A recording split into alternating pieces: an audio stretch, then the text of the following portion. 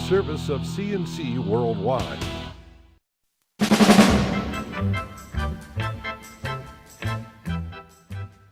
The Daily is a service of CNC News and Jib Jab Greetings. I'm Bud Lowell, your complete AccuWeather forecast right across the top of every CNC local news page. As we start this podcast, first a plug for getting your colonoscopy at Strong or any of the hospitals that you choose. That's where I was yesterday, which is why there was no podcast, because my entire morning was taken up with that. Enough said about that. Just get it and get it over with. Speaking of Strong, the University of Rochester Medical Center says it's discovered a significant misappropriation of funds during a routine financial audit. The university says this is the subject of an ongoing investigation. It's not announcing any specific details. It does say this has nothing to do with improper patient billing of insurance companies, or other third-party payers like Medicare. The URMC says it's taking steps to make sure this doesn't happen again.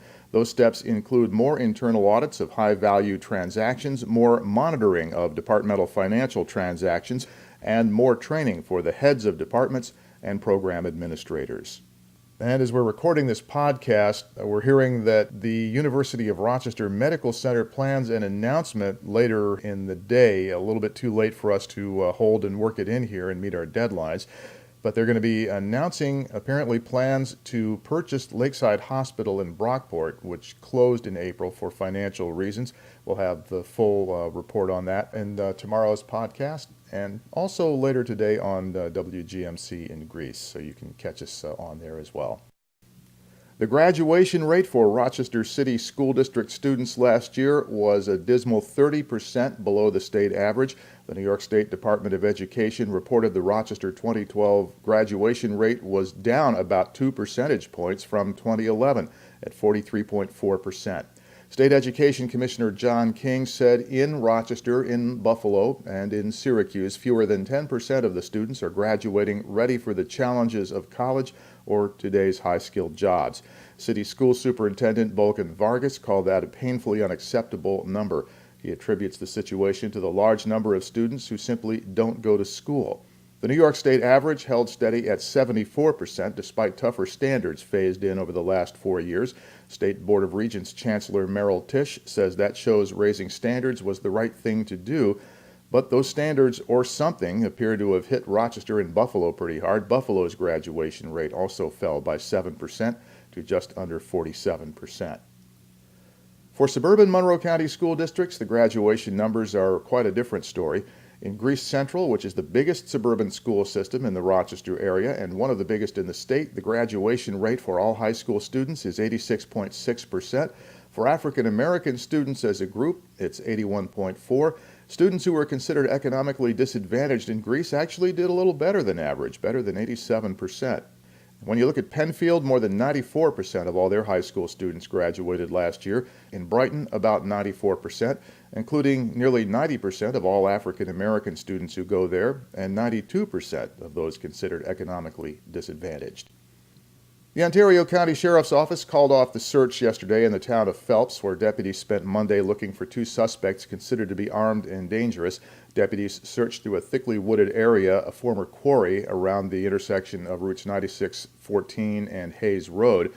Authorities believe the suspects did manage to get out of the area, but they asked residents to keep alert and call 911 should they see anything strange. The 2 are part of a group of 4 men who fled in a pickup after shots were fired in the city of Geneva on Sunday. 2 are in custody. 26-year-old Alexander Rodriguez shot and wounded when he allegedly pointed a gun at police during the chase, and 19-year-old Jose Gomez Santiago. Ontario County Sheriff Phil Pavaro says he was picked up early Monday walking along Route 14. Police say the 2 men they're looking for are these guys, 22-year-old Andres Escalera and 25-year-old Jonathan Rivera. Both are from Geneva. This started in Geneva, where city police responded to a report of shots being fired, saw these men fleeing in a pickup. They chased the fleeing truck to Route 96 in the town of Phelps, and there it crashed. That's when the driver allegedly pointed his gun at officers, and they shot him in the arm. The other suspects ran off. A poll from the Siena Research Institute shows more than half of all New Yorkers think it's time Democrat Shelley Silver stepped down as Speaker of the Assembly. This is in the wake of several legislative scandals this year, particularly the case of Assemblyman Vito Lopez, accused of systematically groping and harassing female members of his staff. According to pollster Steve Greenberg, 52% of New Yorkers now think Silver should step down. They say he failed the people of New York by not addressing the issue appropriately and by not being completely honest about it. 32% feel Silver's approach to the Lopez situation is not a reason for him to step down. Silver represents a district in Manhattan. He has headed the Assembly for 2 decades. He's never had high favorability statewide, but the unfavorable is now better than 2-1. The prosecution has wrapped its case in the murder and arson trial of a Webster teenager. The defense has begun. A federal ATF agent was the final prosecution witness, testifying that Michael Pilato intentionally set fire to his family's home in December of 2011, using gasoline poured into a stairwell. Pilato's mother had been on the witness list, but they didn't call her. Monroe County DA Sandra Dooley then concluded her case and handed things over to the defense. They began by putting a forensic psychiatrist on the stand. She described Pilato as under extreme emotional distress at the time he set the fire. She said he was reacting to ongoing conflict in the household. The defense doesn't contest that Pilato set the fire, in which his father and 2 brothers died. They're hoping for a reduced penalty by showing that he was disturbed. A Monroe County grand jury has indicted the man accused of shooting and wounding a pregnant Rochester teenager last month. Samuel Smith is indicted on first-degree assault and second-degree criminal possession of a weapon. The 23-year-old Rochester man is accused of driving by the front of a home on Danforth Street and opening fire at 17-year-old Paris Bullock and another person who were standing in the front yard. Bullock is still recovering. Tuesday night's Rochester City Council meeting should determine the fate of Rochester's mounted patrol and see the city budget approved. We'll have more on that in our next podcast on Wednesday morning. Also more on a meeting Tuesday night of the Arundecoit Town Board, in which they're going to take up the question of how to proceed now that a court has overturned that boating ordinance. More on that in our next cast as well.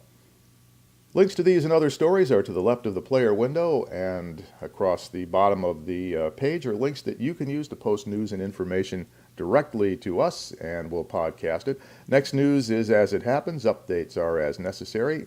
Catch us also on WGMC in Greece, Jazz 90.1. And I'm Bud Lowell, CNC News.